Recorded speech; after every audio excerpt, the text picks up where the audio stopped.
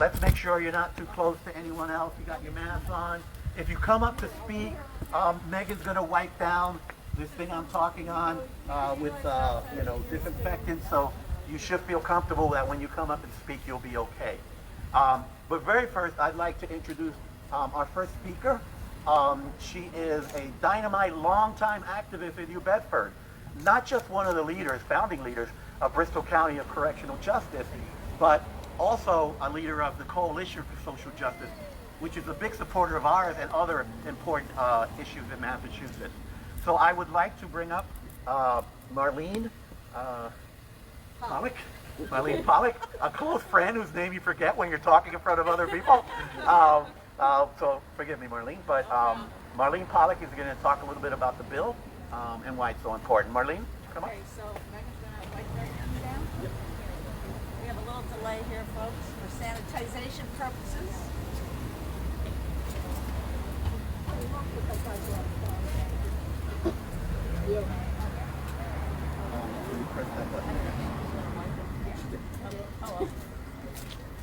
Hello, Betty, can you hear me? Okay. Well, it's so great to see everyone here. Thank you for coming. Thanks to the media for coming. We are here today to let everybody know about a very important bill that we'd like to see passed in the Massachusetts legislature. A bill for no-cost phone calls for prisons and jails. S-2846. There's no house number, it's just S-2846, Senate Bill 2846. Especially now during the economic downturn and health crisis. Huh? Closer to your mouth, please. Okay, sorry. Especially now, is this all the way up? Especially now during the economic downturn and health crisis, many families are struggling to pay for housing, food, and transportation costs. There is little money for anything else, especially not for high-priced phone calls. This is a major barrier to keeping in contact with loved ones in jail. The cost of calls is driving families further into debt and poverty. This is falling especially hard on Black and brown families and their children. Families in Massachusetts pay over $24 million a year in phone charges. In addition, other indignities are added on. For example, when families put money on a person's card, there is a limit of $50. Every time they add money to the card, they have to pay a fee of $5.95, even though they might be able to put much more money on the card to avoid quickly repeating that fee. But they are limited to $50. This is nothing but corporate prison profiteering. And I think all across the board, everybody's sick and tired of corporate profiteering, period. And the jails and prisons get kickbacks from the giant phone corporations when they sign up. All the sheriffs claim this pays for programming for incarcerated people. But since there is no accountability required, we don't know what they do with those kickbacks. In addition, Bristol County's budget has increased by $5 million each year from 2017 to 2019. You mean to tell me they can't fund programming without this kickback? Particularly since programming only goes to less than half of those incarcerated who are sentenced, and much of it has been done for free by volunteers.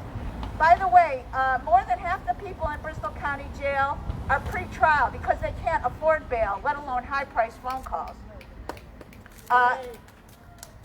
We want the state to pick up the cost, and then they could bargain with these giant phone companies to get a much better deal. Recently, the Department of Corrections allowed free phone calls because of no visits during COVID. For some, this was the first time they could speak with their families or children or parents in years. Now, even though COVID is still among us, the DOC ended the free calls.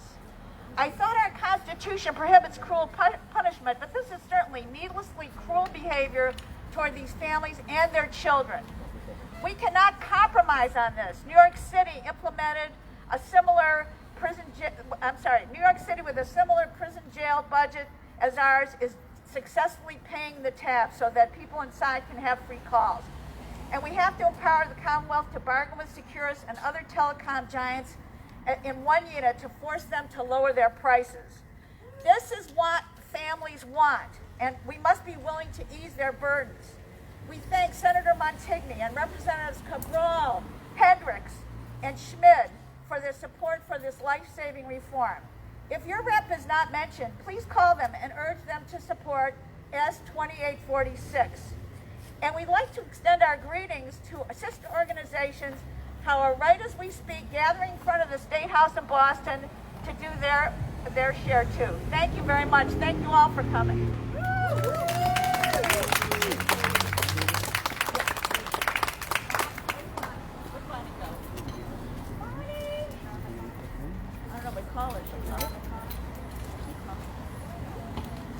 Oh, there she is, right there with the green side. Bonnie! Oh,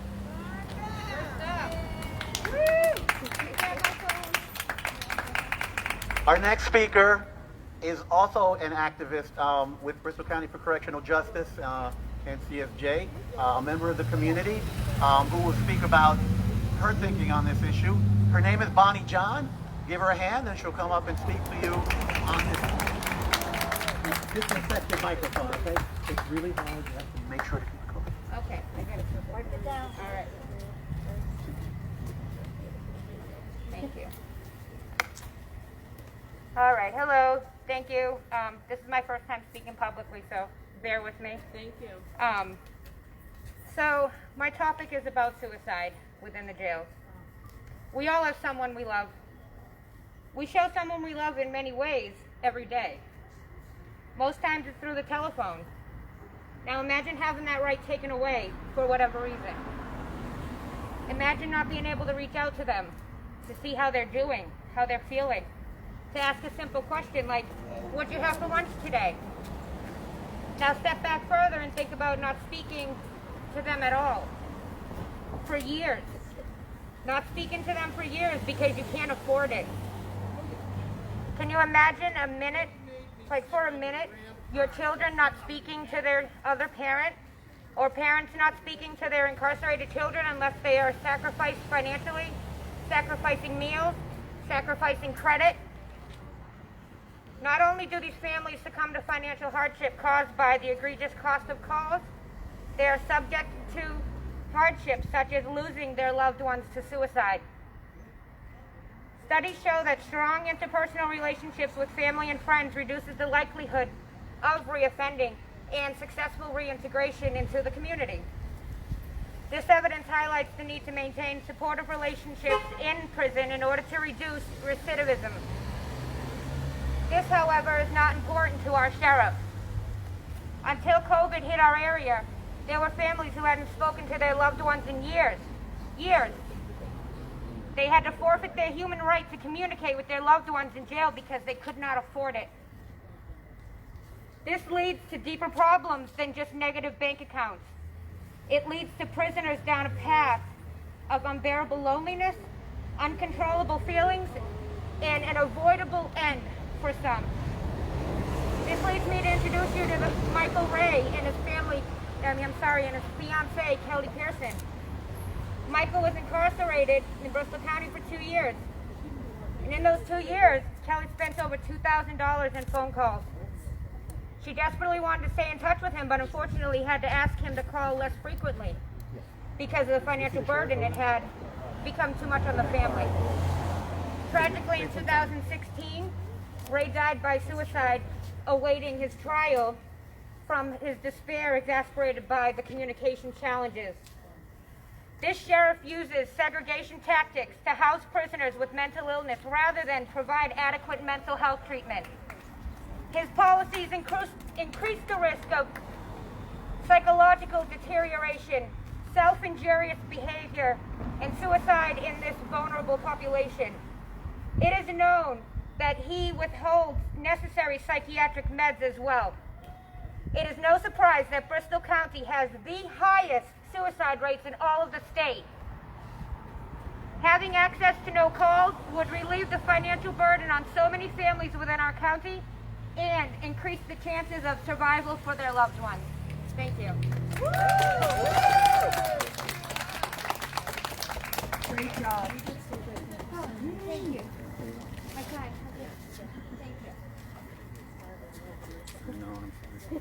So now we're going to hear from a local educator in New Bedford. Ned Carson, would you please come up?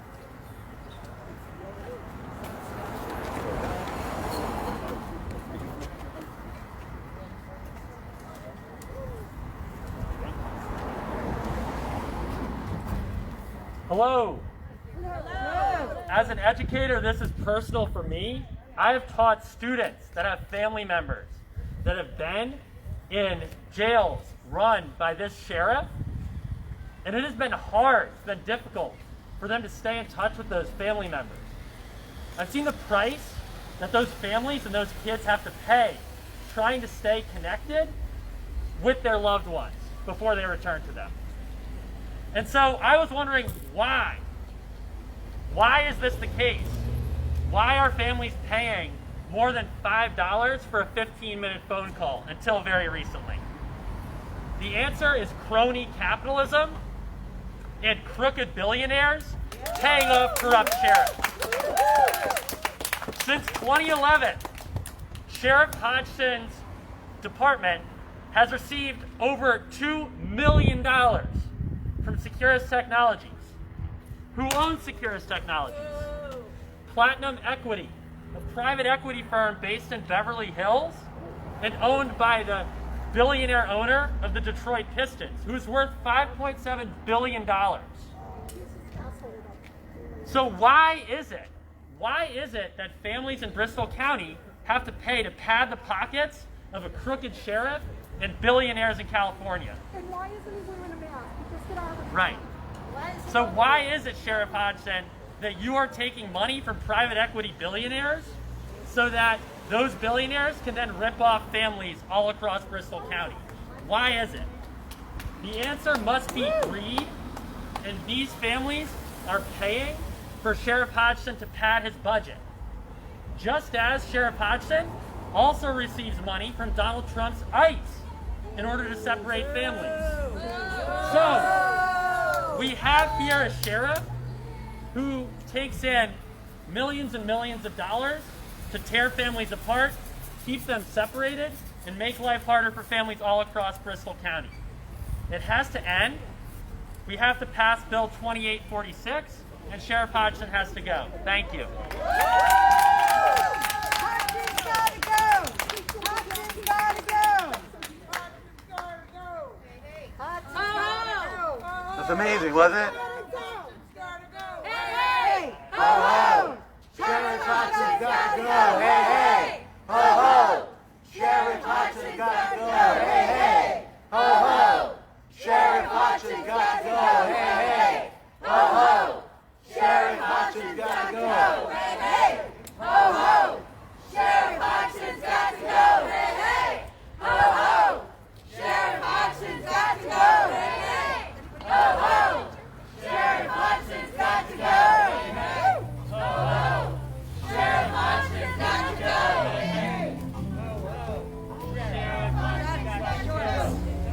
So some of you might be wondering why the sheriff has graced us with his presence. You know, this is our rally here, and we don't show up to his events, but I'd like to think that he's here to hear our point of view. And whether he is or not, he's going to hear it, right?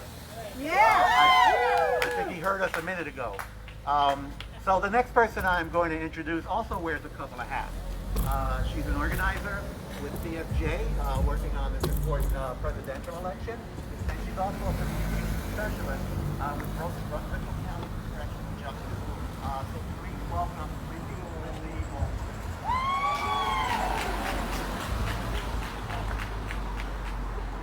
So, first of all, in Bristol, I don't know. So, I mean, in Bristol County Jail, what is the cost for a phone call? We have I think a new rate structure, but it's based on the first 5 minutes, and then it goes down. And actually, right now they're getting one free phone call a week because the families can't visit. So I wanted to make sure at least they maintained that contact. So it wasn't for any problem of their own. It was simply just to make sure that there could be some contact as an alternative to the family visits because of coronavirus. So obviously, so they get one phone call a week. That's going on because of COVID, because they can't visit. That's right.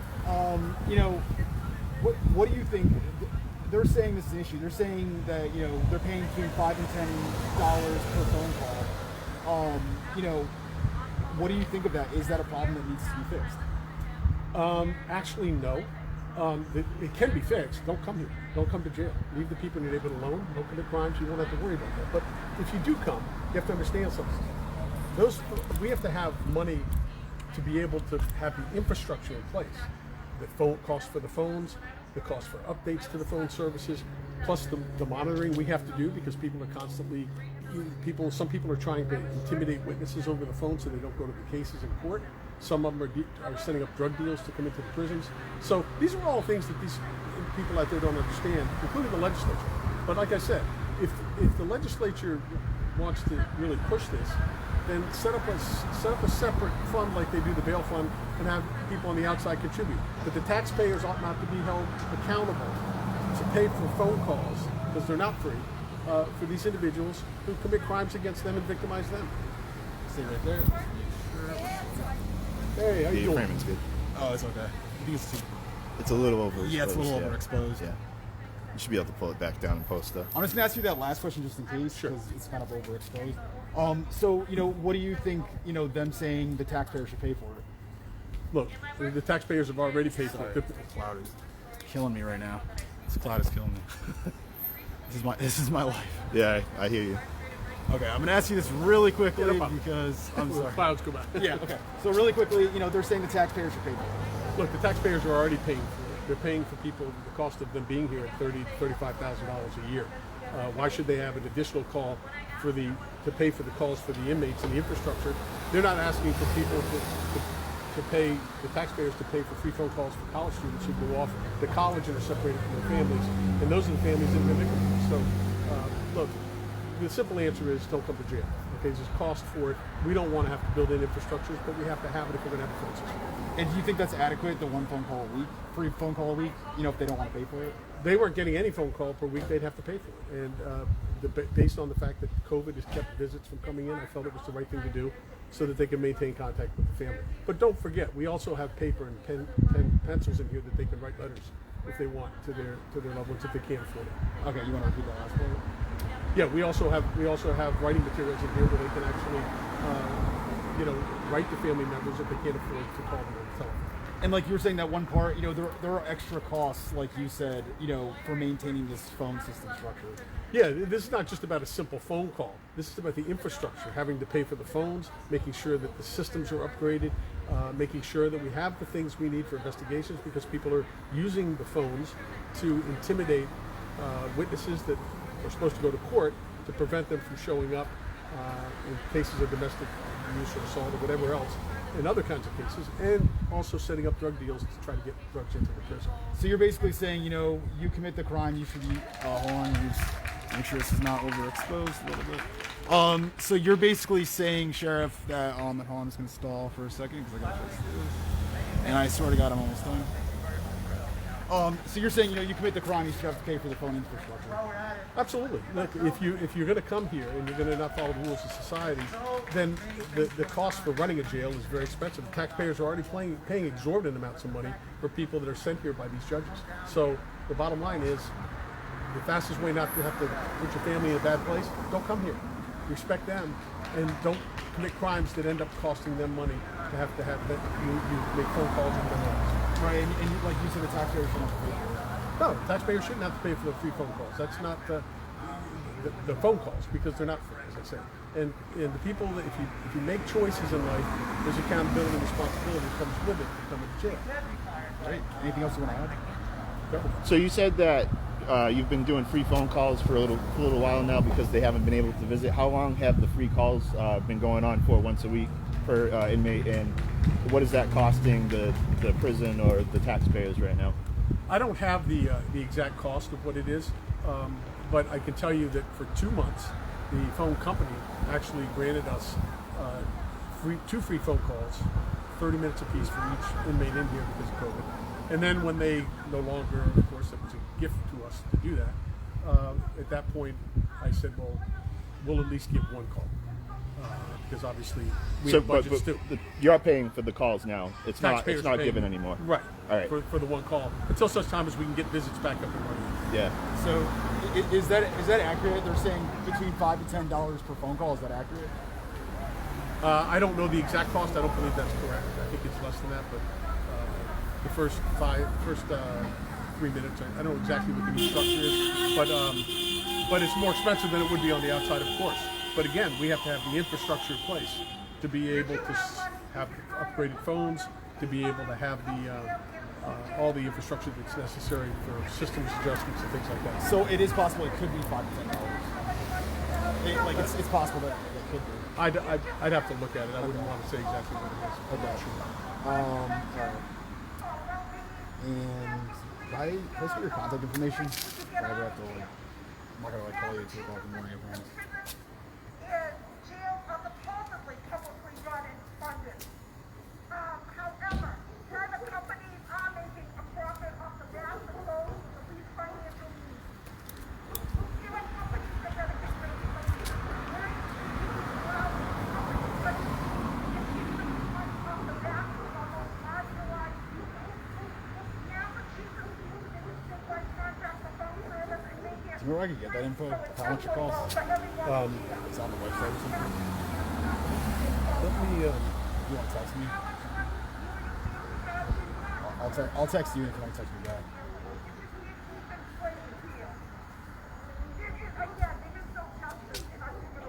Oh yeah. Okay. So.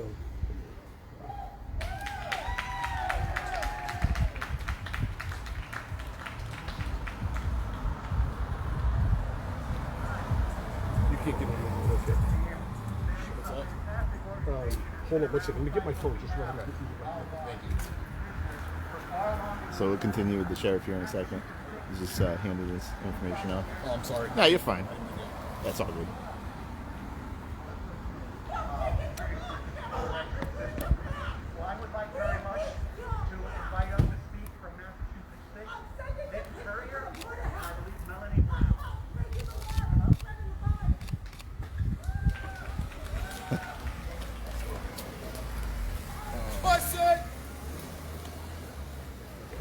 Jonathan.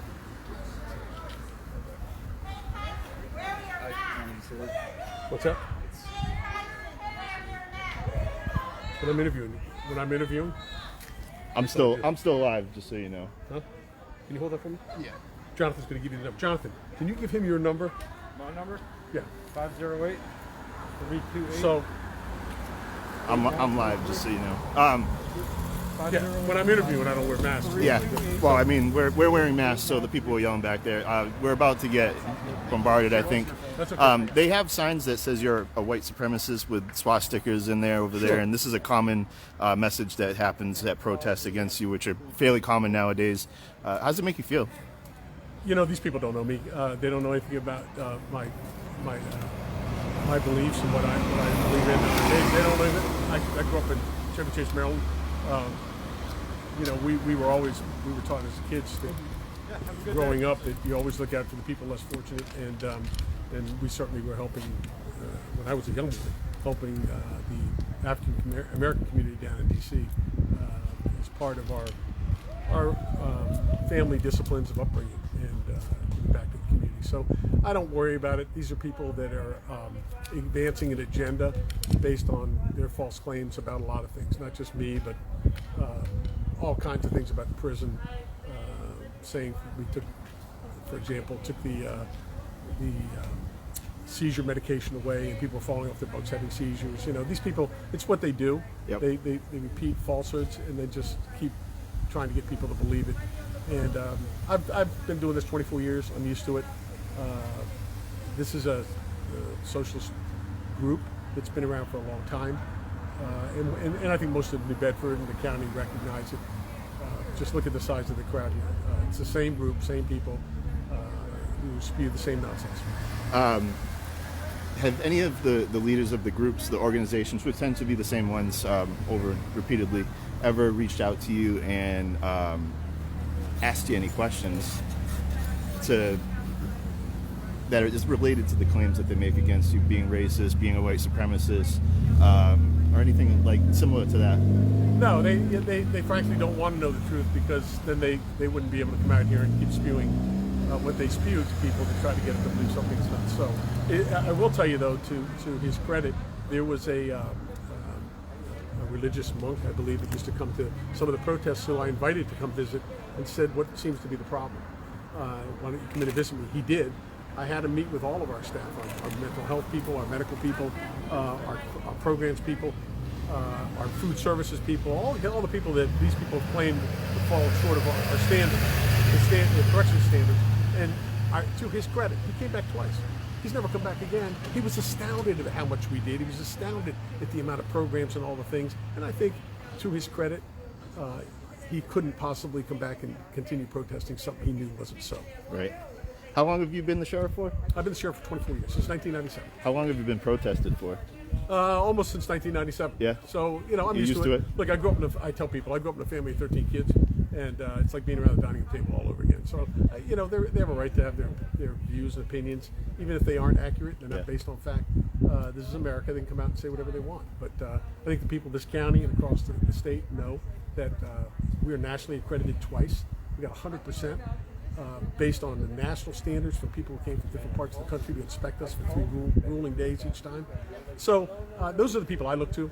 Those are the people that I listen to when it comes to the criticisms and things about operating a prison. Not people who have no clue and just have a political agenda. Right. I've spoken with you in the past, and I know you've invited some people to come tour the prison and see it. Some not so much because they're trying to set some shenanigans up or whatever, right? But you have invited multiple leaders in to come see, especially political leaders, correct, to come see the prison, and they don't typically show up. Right. Most of them don't come in. They don't walk through the place. They don't spend the time they really need to spend to understand things. They just sort of pontificate from outside. They've recently filed a bill to try to prevent canine and restrict canine at prison facilities, which is the most outrageous thing. If they came in and talked to the experts, understood what the role is and what we do, they'd find out that really is putting our officers in danger, and frankly, the other inmates who are in there, for the potential of having a riot or some other problem. Yeah, I'm familiar with a dog that you guys helped train to search for bombs and other stuff that's not a part of, and chemicals that's not a part of the sheriff's department, but you offered your resources to local New Bedford Fire Department to train a dog recently to be able to sniff out chemicals and such. Is that something that typically happens with you guys, and would that be a resource that would be cut in half should somebody go after the K-9 department at the sheriff's department? Well, yeah, this isn't just about the sheriff's office, it's about statewide, and all the sheriffs are pretty upset about it, as local law enforcement would be as well, I think.